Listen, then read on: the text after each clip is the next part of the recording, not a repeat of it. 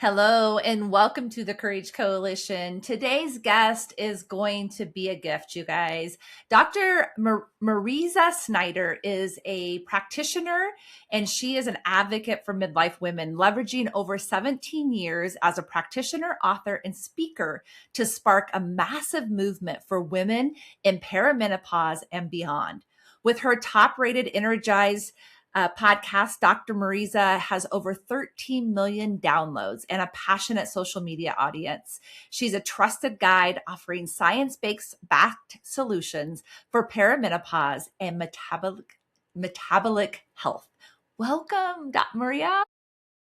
Thanks for having me. Yes. I'm really excited to have you on.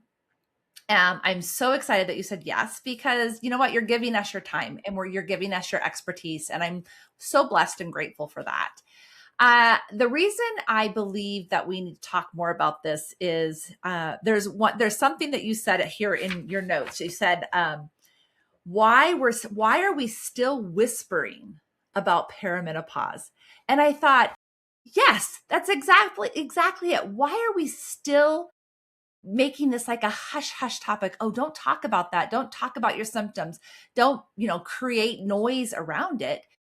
But I truly believe that when we begin having those conversations and start asking those questions is when not only do we get the help we need, but we show others. And when I say others, I mean like our daughters and our granddaughters, that this is a topic we need to talk about, and that there's such a wealth of information when we talk about it, when we think about our grandmothers and our mothers. And I'm definitely like raising my hand. My mom did not talk about it. This is what I know about her menopause journey. She started at 35, came back out, and went back into it right before 50. That's what I know. That's it. Right?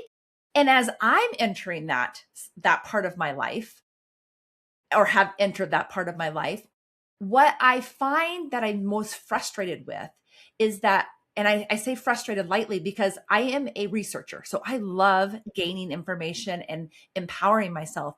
But what I'm frustrated with is how many things I have found out about that I've never heard a single thing about that being related to perimenopause or menopause or anything like that. And it feels so disempowering. Yes, that's a great way of describing it. Women are demanding to be heard. And I'm really lucky. I had a mom who came to me when she was in perimenopause. But again, often, deep into the journey, because women, I find that moms wanna protect us even as we're older. And they kind of wanna, I think we've been taught to suffer in silence. And so my mom had been suffering in silence for probably 5 years, but the symptoms had become so bad, and the gaslighting, the dismissal that was happening in the healthcare system, this was back in 2010, was so prevalent, that she finally, I feel like she felt like she didn't have any other options. And so she came to me as a last resort. And I was so grateful that she did, because I was able to step in and intervene. And it really brought us closer together. But my mom, like, she stepped into menopause with a very different mindset than she went into peri, and thrived, still thriving. And she's 65 years old right now, and she's training for another LA marathon. I think this is number 12 for her right now. And she's a competitive tennis player, and she is just living life on her terms. And it was because she was brave enough, to really advocate for herself. And she is still doing that today now. I think that was such a beautiful lesson for her of like, we don't, one of the lessons my mom taught me very early in life, and I share this all the time, is like, if you don't ask, you don't get. Yep. And and I think that that was really the lesson for her in perimenopause into menopause. She's like, man, if I'm not asking, I'm not getting. I think we get to this place where, like, I deserve to thrive. This Yeah. can't be all that there is when it comes to my health and my vitality. And I was just so deeply grateful for my mom for not only giving me a front row seat into her perimenopause journey. One, because I'm like, is this the window into mine? But also what it looks like to really begin to advocate and why it's so important, particularly in a time where our body feels like it is shifting without permission. And if we are not advocating and we're not voicing what is going on, we just don't get the care that we deserve. Oh, I love that. And I think, one of the things I heard you say is that if you don't ask, you don't receive. But a lot of times one of the other problems is we ask, and like you said with your mom, you're just told, well, that's just the way it's going to be. Well, that's not the answer I'm looking for. There's got to be another option. There's got to be step B or step C, right? Step A may not work. Okay, great. But what is the next step? One of the things you write is too many women are silently struggling, feeling broken, dismissed, and ashamed for what is actually a natural and powerful transition. And I absolutely love that, because one of the things that, you just talking about your mom, and by the way, kudos, like, can I be her when I grow up? Right? Just amazing. Me too. I feel the same way. I was reading her story at the end of your book, and how she's, moved into this. And I was like, I think you said 11 in the book, 11 marathons. Wow. That is like goals. That is absolute goals. But when I think about, the suffering, and I say this with, take it with a grain of salt, but doesn't mean that you are this person that is necessarily like unhealthy, and you have all these options to change the way you're living, and that will help your symptoms. For a lot of women that I've spoken to, my age group, this is the key course of what the women I'm with are going through right now, is that, they are exercising, they are eating healthy, they are pivoting when it comes to what they're eating, so that maybe they're not taking in as many calories, or the food is changing. They're taking supplements, and they're still struggling, right? And so there's all these, I think there's just this huge community of women that just need more information. And I don't mean it from a consumption, like, I don't want you consume, but what am I doing, and what could I be doing differently, maybe, right? Or what are those options? And now that we're talking about it, I think more people are going to start hearing, oh, there's not going to be a perfect plan for every woman. No. No, there isn't. Perimenopause and midlife is unique to every single one of us, really based on our health history, based on our life circumstances. I have a lot of friends that are my age whose children are going off to college right now, and I have a little boy who's just entering kindergarten, and so it's very different situation in terms of how life is unfolding for us. But then also, what were your symptoms or lifestyle strategies leading into perimenopause and midlife? So all of this is playing a role. Also, I think we have to identify the the role that stress is playing, and how more than ever before we are taking on the world, and not necessarily by choice. I just feel like there's just a lot that is required of us, this particular generation of women, where we are in our careers, but we're also taking care of our families and our households. And there's just it just feels like there's more at stake in terms of what we're involved with, and how we are helping to support our communities and change the world. And that also compounds on some of what we're experiencing.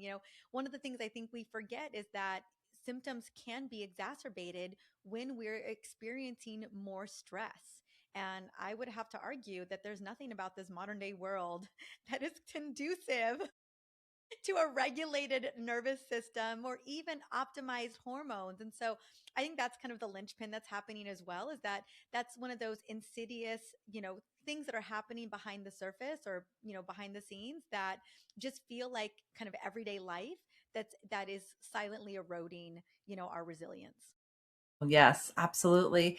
And one of the things you just brought up, and I would love for you to go a little bit deeper here, is that I think one of the basic misconceptions is what is perimenopause and what is menopause, right? And I think that more and more information has come out. We now know that you have to be in perimenopause or without a cycle for at least 1 year before you're actually in menopause. And menopause is 1 day. That's the information that I think we were all shocked by, but there it is. But one of the things when I was reading in your book that I was a little shocked about was the possibility of the length of what perimenopause looks like, and how now I can go back and go, oh, I guess I was actually in perimenopause a long time ago. And I just didn't know it because I was cycling, right? I was cycling. My cycle hadn't changed that much, but there was definitely some pivots happening in my body that were those signs. Yeah, I love this question because I think this is the question I get the most is this perimenopause? Like what is going on? Why don't I not feel like myself anymore? What's happening? And perimenopause is one of three major hormone shifts that a woman can undergo in her lifetime. The first big hormone shift is going to be puberty. And I just want to highlight that for a moment because I think, again, we think puberty is like this month in time or like a couple of months in time, where girls are going through puberty anywhere between 4 and 6+ years. That's how long it takes for hormones to really come online, and we start to rhythmically cycle in our reproductive years. The second one, and not every woman's going to go through this second hormone shift, but many of us are, that's going to be pregnancy and postpartum. That is also a many year transition. Any mom would tell you. And then the last big hormone shift that we go through, that is what I call second puberty, right? Instead of ascending into our childbearing years, now we are descending out of our childbearing years. And perimenopause can be anywhere from, I the science says, 2 to 10 years, but in my clinical experience in the last 17 years taking care of women, specifically in this particular demographic, it's usually anywhere between 4 and 10+ years. And I would say, again, 6 to 8 on average is what we're looking at here. And it can start as early as our mid 30s. And I just kind of want to reverse engineer menopause to perimenopause. So if natural menopause is anywhere between 45 and 55 years old, the average age for most of us is going to be 51.6 years.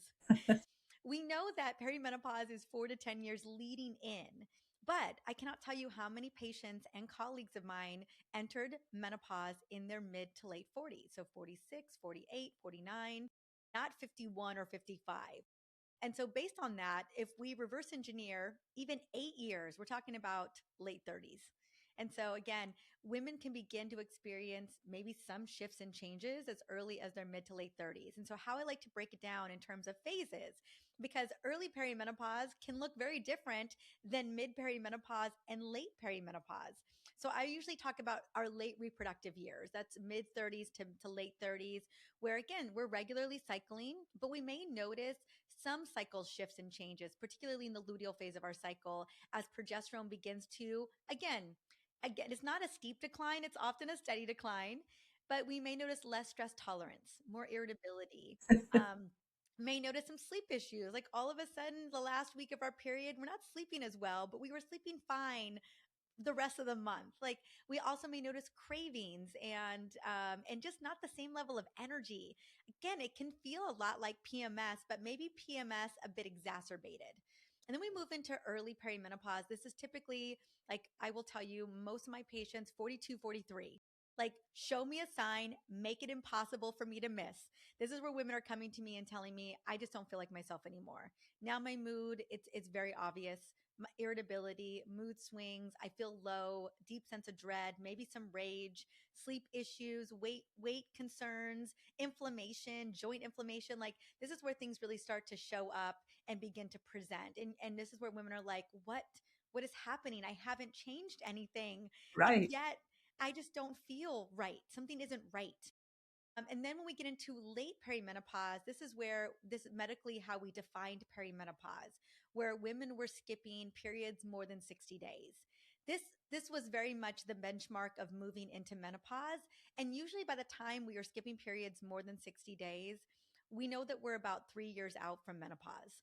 This Okay. is where we start to experience now hot flashes and night sweats, those classic symptoms, low libido, insomnia, mood swings are very, very all over the place. Like this becomes the eye of the storm where, again, very obvious when you go to your doctor and they ask you about your menstrual cycle changes and you're skipping periods, you're wondering if you're pregnant, like what is going on right now. this is where we know this is kind of how we designated perimenopause. We now know with the research that perimenopause has been happening for many years prior to that. We just know that we're getting closer to menopause at this point. And so, again, this is a very long journey. This is a big hormone transition and shift as hormones are erratically declining, and it's a metabolic inflection point. This is an opportunity for us to really shore up not only how we take care of ourselves, but how we advocate for ourselves. I mean, I'm just sorry, but that, what you just said, is the metabolic opportunity. I absolutely adore that phrase because it is. Everything, every cycle is, or a chapter in our life is an opportunity to just look at it, be curious about it. And what does that next cycle look like? Yeah, sometimes it's really inconvenient, but you know what? You're still here. You're still living. You're still breathing, all the things. Maybe some days you don't feel like you want to because of what you're going through, but it is an opportunity. And I think that is such a beautiful part of your book, is that you really don't just share the science. You share ways in which your life can be pivoted or changed, or just that opportunity to find something different. You talk about food, you talk about exercise, but you don't talk about exercise in the traditional form, right? You bring in different types of exercise and why they're so important to us. You also talk about the the actual science of like the vitamins that our body are going to start needing more of or are just lacking in general, and what they make us feel. I love that part of it. Like, this vitamin is going to create some of these symptoms, or this mineral is going to create some of these symptoms. And that's the way I learn. I'm like, oh, okay, so I'm feeling this way.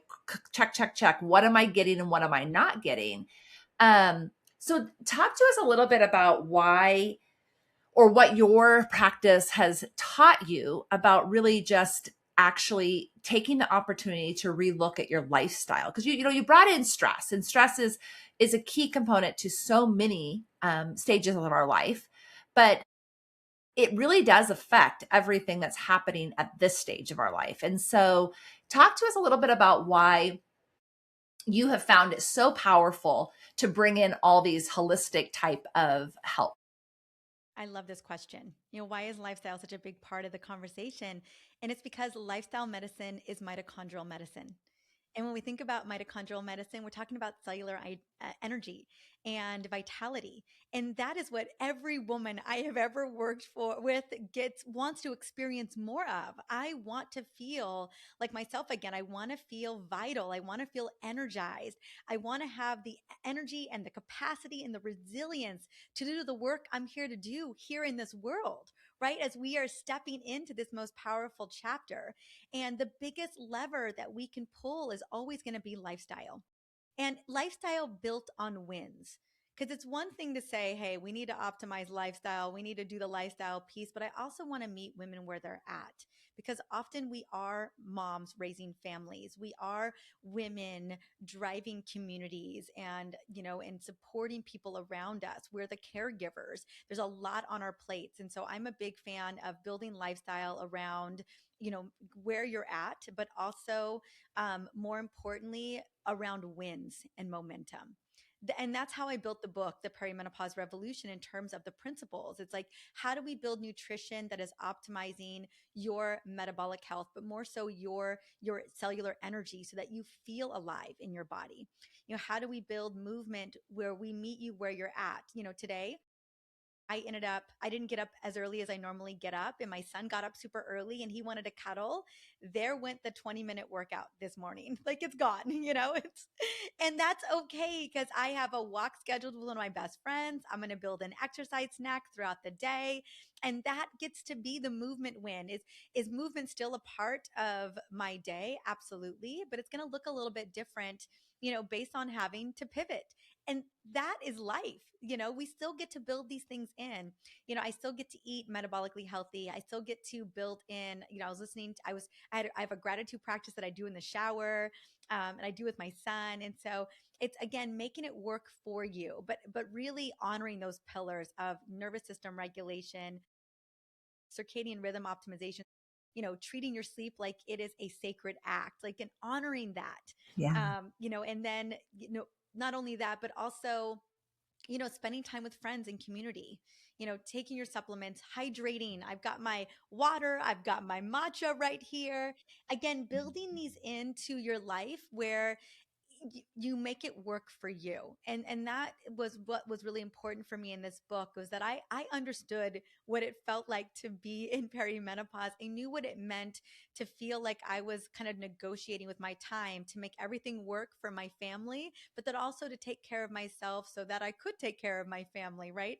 And so, initially, like for women, as much as I would love to give a protocol of like, work out in the gym, strength train 30 minutes 5 days a week or 4 days a week, for so many women, that's not the starting place, and that's not necessarily possible. So Yeah. what does it look like to start? What does it look like to add one more walk in after a meal, or to do some squats, while you're running the bath for your kids? So it's building in that movement, but also building in wins that create momentum.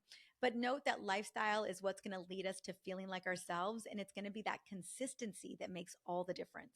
Yes. I love that, because I'm going to have you talk about something else really quick too, but it's just doing your best today. Like, do your best today. Don't just give up because something didn't work perfectly. It's just like, okay, it didn't work. So I'll do it tomorrow. But today, what do I have? What can I do? And I think this just moves greatly into what you just referenced, is these exercise snacks. I've never heard that. And I kind of chuckled out loud when I was reading that. So talk to the audience about exercise snacks. Yes. And so what it isn't is not snacks after exercise. It's micro bursts of movement. That is what an exercise snack is. Again, in a time where it's very much getting where you fit in, and we really want to support our cellular energy and our blood sugar, right? Our insulin sensitivity. That what's really drives cellular energy. It's these micro movements throughout the day. It's a lot to drive to the gym and drive back from the gym. That alone, there goes 30 minutes. And then you gotta be in the gym, and you gotta build out that protocol, whatever that is for that workout, or you're going to the class. And now we're talking about an hour and a half of time that a lot of women just don't have. Many of us don't want to get up at 5 in the morning every single day to get into the gym before we have to start taking care of our families. And so what I recommend is, the research is pretty clear now that micro bursts of movement. So, and I'm thinking about mini hit movement. So, jump squats, jack squats, mountain climbers, going up and down your stairs with some weights, things that are going to rev up your heart rate. They're going to support your cardiovascular system, that are just literally 1 to 5 minutes max. That is it. And you just punctuate them throughout the day. And if you really want to get the juice where it's worth the squeeze, it's going to be after meals. So Okay. I know, as much as I would love to do a 10-minute walk after dinner, my son wants to build Legos. He Yep. doesn't want to go outside. And right now, it's this particular time of the year, it's dark after dinner, and so that's kind of a no-go. And so what I'm usually doing is I'm building Legos and I'm doing jump squats. I'm building Legos and doing jump squats.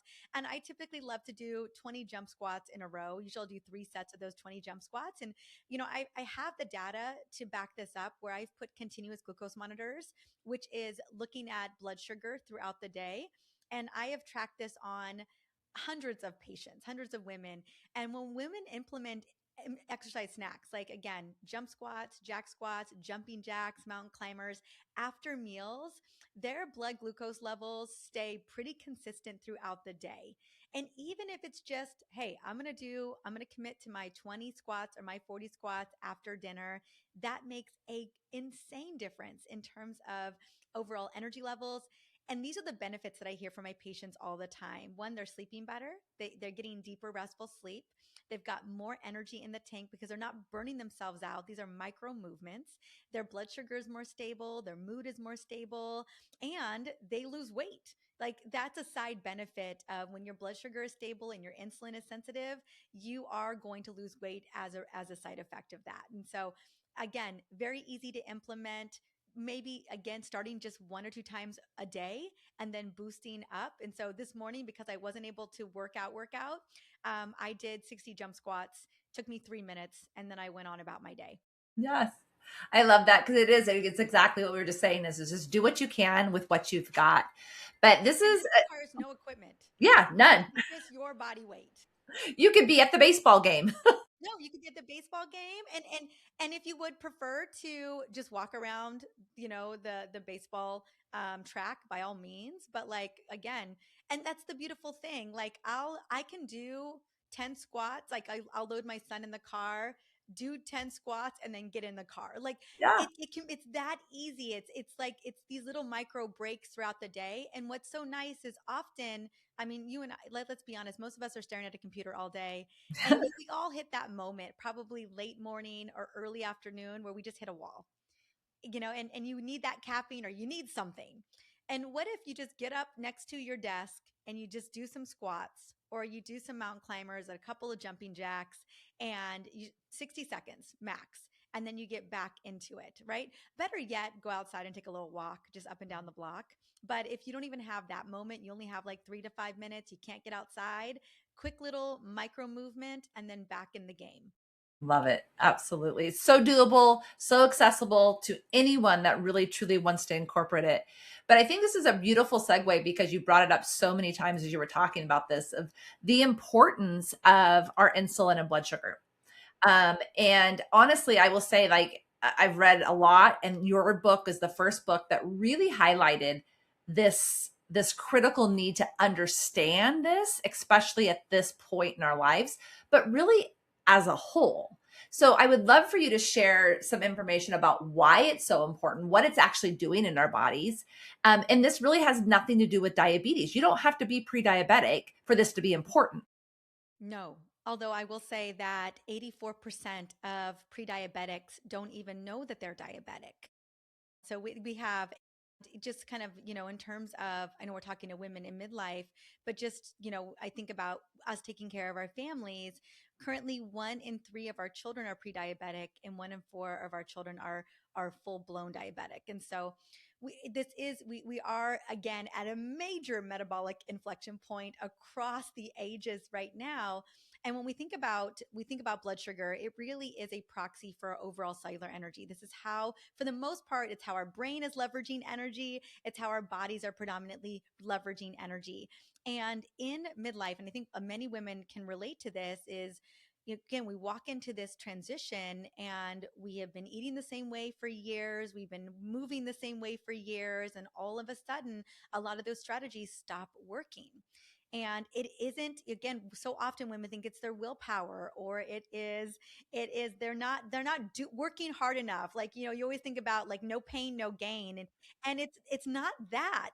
It's an inherent shift in our hormones. We know that these hormones are driving insulin sensitivity. They are driving our metabolic vitality. And as they begin to decline, we see a decline in muscle mass. We see a decline in bone remodeling. We see a shift in more insulin resistance. We know body compositions are changing. All of a sudden, our booty and our thighs, it's moving to our belly, right? That visceral belly fat that can become very dangerous and drive insulin resistance in its own right. And so it's lifestyle playing a role? Absolutely, and it's hormones too. Hormones are driving that. So it's important for us to understand, what does our blood sugar look like? What do some of our metabolic labs look like? So we have a good sense of things. Women are at greater risk for dementia and even heart disease than men. And a lot of that change happens in perimenopause and early menopause. It's these silent shifts. And I think this is the thing that I felt is the most dangerous. The myth that I always want to dispel is that doctors will tell you, oh, it's just aging. Oh, this is normal. Oh, it'll just kind of phase out after a while. But what about the creeping lipids? What about the creeping blood pressure and blood sugar? These are the silent shifts. What about the muscle loss and the bone loss? What about, the symptoms of genital urinary symptoms of menopause? Like, all of these kind of silent shifts are happening because hormones are declining. And if we can be paying attention to this and also bring in the lifestyle strategies that you and I have touched upon, including the exercise snacks, right? We can really support and optimize our blood sugar. And ultimately, that's a proxy for our cellular energy. It's interesting because I don't know. I go to the doctor once a year. I have excellent labs. I honestly don't know if I've had a glucose read. I don't know. Like, it's because it never comes up, right? So I'm like, now I know my April's my date. I'm like going in there and I'm gonna say, okay, I want a reading. I want to know what it looks like. And I'm actually even looking into these glucose monitors. So I have that consistent reading, because that cellular level, that energy for me is like priority, right? Like, I still have young kids at home, but yes, I have older kids. I have grandbabies coming or are here already. So I have this absolute desire to 100% be a better version of myself today than I was yesterday. I love that. And I think mindset is the biggest key of it all, that you are worthy of feeling good and that you deserve to feel vibrant in this beautiful phase in our life. And if the epicenter of that is really around cellular energy, there's so much that we can do. Yes. And that's what I really wanted to impart in the book, was that yes, there is hormone replacement therapy available to it's becoming more and more available, and it's important that we are also pulling those lifestyle levers that are meeting us where we're at. And it doesn't have to be eating protocols or intense movement protocols. It's really about honoring where we're at as well.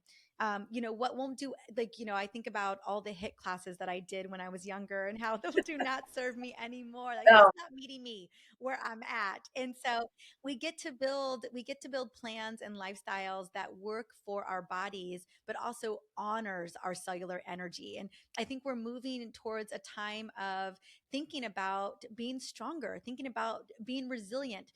Thinness is not the goal anymore, and I think that that's what we were brought up with. I remember being, in my teenage years, in my 20s, it was always about thin. Like, if I could just do a little detox, or I could just be a little bit longer on that stairmaster, that I would just get back to that 5 pounds that I gained. And it's not about that anymore. I think that we're shifting the mindset of, like, how do I feel strong and resilient? How can I pick up my kids off the floor or my grandbabies off the floor? How can I go and run with them on the playground? Like, I'm training for I'm far from being a grandma at this point now that I only have a 5-year-old, but I'm training for my grandma self. yeah. Like, I want her to be resilient. And man, it's a very different experience when you have the energy to play with your grandkids versus not able to get off the floor. And that's what I think we got to be thinking about. Like, how do I build that resilience? Because I deserve to feel resilience. And the beautiful thing is we get to have that if we want it. Yes. And I deserve it. I just think that is such a thing that we've really dismissed, is that we do not have to feel the way we're feeling. We actually deserve to feel however we choose to feel. One of the things I want to bring up, because I think this is one of those stereotypes for the generate, I mean, just for the whole conversation, but for women is, we talk about, in your book, you talk about approximately 70% of women experience neurological symptoms during the perimenopausal transition. And one study found that for 70% of women, irritability is the most common symptom. And what I think about that with that is that how many times do we dismiss our memory, our neurological symptoms, because we're so afraid of what you just said with dementia? Right? We're so afraid of Alzheimer's. We're so afraid. We're just not even going to talk about it. We're just going to dismiss it. It's just age. But how many things could actually be addressed or found earlier if we celebrated the opportunity to talk about these things? My sister and I were just having a conversation the other day, and she's like, well, there it goes again. I forgot again. And I remember saying, well, I guess that's what happens when you're 55. And I said, how did I just say that? Right? Because I just dismissed it. Yeah. I know we've been taught to normalize that women just don't feel good on the back end of menopause. That's been the narrative. And I think it's important for women to understand that perimenopause is a neuroendocrine transition. And what that means simply is that your brain is changing during perimenopause as a result of these hormones changing. Estrogen is the master CEO of the brain. And when it begins to decline, the brain is trying to figure out how to recalibrate. And so a lot of women will experience multitudes of whether it's mental health or it's cognitive changes that happen in perimenopause. But I think what's important is one, to know that, you know, your brain is shifting and changing, but also to not be dismissed by it, or to not dismiss yourself, because it is profound. Mind you, again, a lot of things I talk about in the book, things we've been talking about today, can really help to support us in that journey. And it's important that we recognize that this is more than anything a neuroendocrine transition. And we really have to honor that. And we have to honor women, because this shapes our relationships. This quietly shapes our careers, Yeah. and it quietly shapes, you know, how we feel about ourselves, our identity. And I think it's important that we recognize that. I know for me, with my mom, it was a lot of the mental health issues and the cognitive issues. And then for me, that's how I knew I was in perimenopause. I was like, oh my gosh, like not only do I not feel like myself anymore, but I just feel rage. I feel a deep sense of dread. This isn't me. I don't know this woman. And I was like, okay, this is perimenopause. And there's something to be said about, you know, being like, okay, I understand this is a transition. And that means that my body is calling for a new level of support. Mm, And what I was doing going into this transition maybe isn't working for me anymore. And, you know, if I could be very vulnerable, you know, I cannot tell you how deeply grateful and blessed I am to have this book out in the world. But getting this book out in the world, I was on planes multiple times a month, and I was in multiple time zones. And I really felt like my head was on a swivel. And when I got home, because I was gone, you know, and moms, let's be honest, when our children are young, we are the focal point of everything. We are the moon and the stars. And yes. so I would get home, there was no reprieve. If anything, my son, because I was gone, he was developing a little bit of anxiety. Mm, He needed to know where my husband was at all times in the house. He also needed to know where his teacher was at all times at school. And everyone was bringing this up to me. And so when I would get home, my son was just Velcroed to me for days end until I left again. And it was constant. All of it was constant. And I came out of this launch, which was like a 5 or 6 month launch, into the holiday season. And I felt so deregulated. And my system was like, well, what is the next thing? What are we doing now? You know, where are you going? And I had to take a good couple of weeks to just recalibrate my system. And I thought, man, I've done book launches before. I've never not taken so long to rebound or recalibrate. And it's just because I have to remind myself, and I think all of us, in this season of life where we're going through these profound neurological transitions, that again, how we operated even 5 years ago is probably not how we won't be operating that way, or we won't respond mentally in the same way that we used to. And so it was a I don't know if it was a beautiful reminder or a jarring reminder of all the things above, but I was like, okay, like how I go into this new year, I get to really be mindful about my brain is just in a massive transition. It's more sensitive. It's more reacted, you know, to my environment. And just how do I cultivate more peace? How do I cultivate more regulation in this season of life? Because that's what my brain really needs. I just hear the word grace. Like just, you know, we've really got to just really have grace with ourselves, which is not something we're taught. We're not taught that. And like you said earlier, is what your experience is going to be different than mine, and mine is going to be different than my sister's or my mom's. And so it is just this curious journey of grace and understanding. And I will say, like, I am so fortunate. My husband has been just like such a great partner in this. He's like, no, we are experiencing this. I'm like, okay, you're right. We are experiencing this to some degree. But I want you to touch a little bit on HRT. And the reason I want you to is because it is a tool. Now, I'm also going to say that I'm not sitting here promoting this. It's not, it's just that information is powerful for each person. And the way that they can navigate this time in their life is depending on their own experience. And so you really have a whole chapter on it in the book. So again, you guys go back to the book. There's so much information here, and not in a hard to read way. It's an easy read. There's diet food plans, there's exercise plans. It is such a beautiful tool.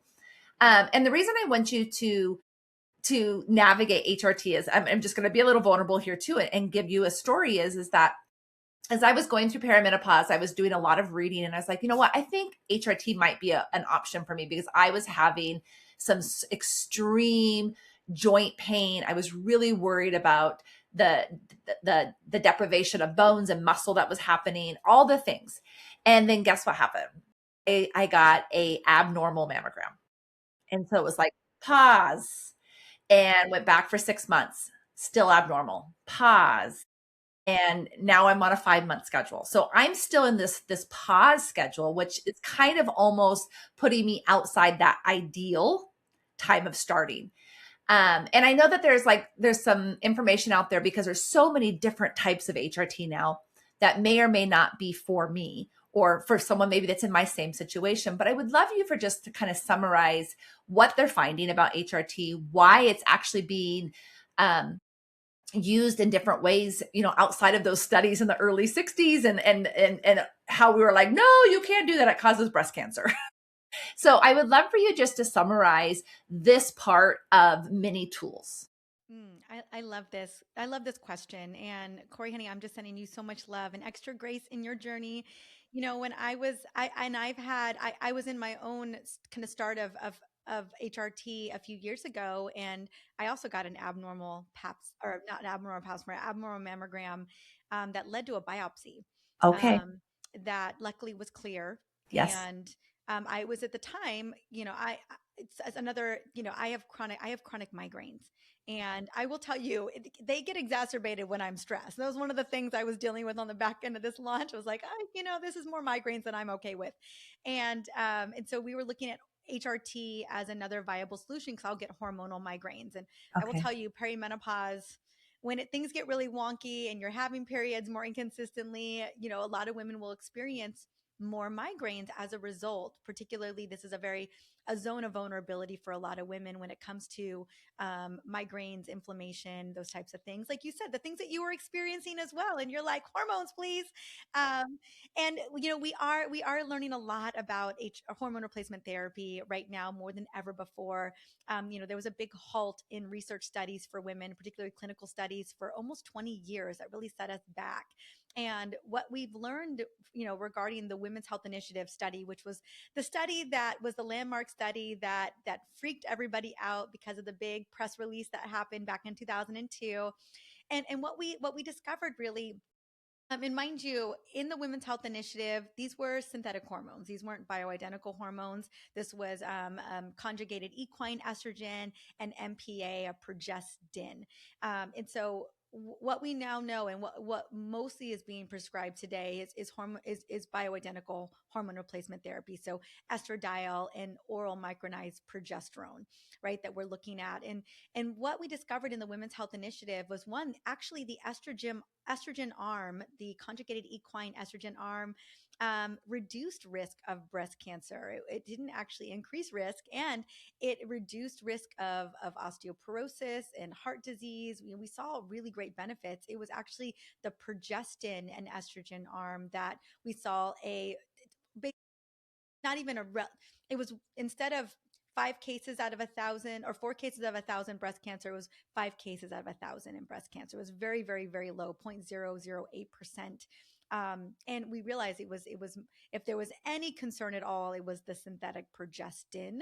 And even still, I talk to practitioners and friends of mine all the time. And if you're on an island and that was the only option, and your sleep was terrible and your mood was terrible, like, most people would still get the progestin.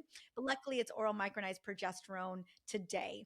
Um, and so, yeah, we're finding that they can be really beneficial.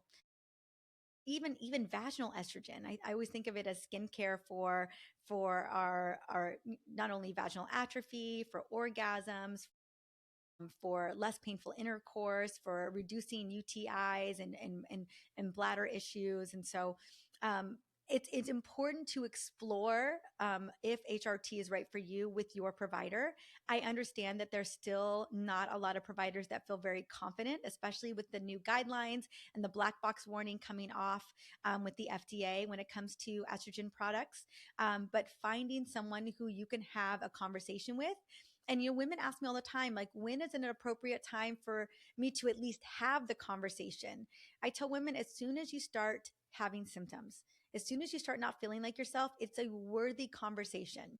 Now, with that caveat, I will say that it's important to be a healthy host for hormones.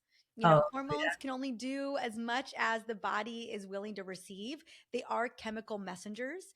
And so it is important to love your liver. It's important to have good, stable blood sugar. It's important to have the lifestyle dialed as well. I would never deny somebody hormone replacement therapy because those things aren't dialed, but I will tell you they will make a big difference, because what I'll hear from patients is that they'll start HRT and yet they don't feel as shiny as they hoped. And usually it's because the sleep is still not dialed, and or they are, they're still living a very sedentary life, or there's just a lot of inflammation that is still at play. And it really does take two to tango when it comes to really feeling the benefits of HRT. And full disclosure, I'm on hormone replacement therapy. I have an amazing practitioner that, because I'm not self-prescribing here, so I have a consult to re-up my prescription of HRT today. look at that. Yeah, so but I will, particularly like in my own experience, hormone replacement therapy has been phenomenal for the cognitive and the mental health Yeah. experiences that I've had. And I'm really grateful for the tool. Now, mind you, does that sub out managing my stress response system? No. You know, honoring my sleep routine? No. And so it's a yes and. I think that's really important in this journey, that it's not a one size fits all. It's not a cure all, that you still really need the lifestyle pieces in place to get the max benefit of them. I love that. I absolutely love that. So I have to say thank you again. You have just been a wealth of information as we've dove into this very, very, important conversation. And I encourage listeners, if you are a woman going through this stage, or if you're even a man that has someone that's going through this stage, grab Marisa's book. It is a tool too. It might help you get curious about something that might fit into your life. But I think that is the key is that what are you ready to actually do the work for? And I say do the work, it could be just picking up a book, getting some information and figuring out, is this a conversation I'm ready to have with my practitioner, or go find a practitioner? Because again, like Dr. Mariza said here, is that some practitioners aren't ready to have this conversation. And that doesn't mean it's not for you. That just means you get to go out and have the opportunity to find a new practitioner or a different practitioner. So one of the last things you wrote is that the truth of midlife isn't the beginning of the end. It's the most powerful invitation we'll ever get to come home to ourselves. And I just want to end there, you guys, because I do truly believe like this is an invitation to just find that next version of you and what it looks like. We get to choose, and maybe not all humans get to say that. They don't get to say we get to choose. So, Dr. Mariza, again, I am just so glad that you said yes. And I'm so excited to share this with the community. Is there anything you want to leave the listeners with? I think that party message that you just shared is so powerful. And I just know this, we walk into this new year and walking in with new energy, that, and you're looking for a win. Cause I think so many of us are, right? What is one simple thing that you can begin to implement that helps you to feel more alive? Maybe that's more cuddles with your family. Maybe that's a walk outside after a meal. Maybe it's carving out 10 extra minutes in the morning that is just yours. Whatever that is, pick the thing and commit to it. Commit to it for 10 days and see how it feels. And I will tell you, in my experience working with so many women, it's often movement, but it's often walking outside in nature, getting outside in nature first thing in the morning, that it's your time. It belongs to you. It feels good. You feel alive, and watch your energy begin to shift. I think that's going to be the thing. It's like, how do we move ourselves forward? It's just one thing at a time, but it's the thing that feels the that feels the best for you, like that feels good in your body. Start with that. Don't start with a thing that feels like torture. Absolutely. Well, again, listeners, I will drop all the links in the show notes, where to find Dr. Mariza, the book link, all of it. And so go down there, search her out, find her, follow her. She has a great social media following. She has lots of information there. And as always, love you, mean it. Until next time.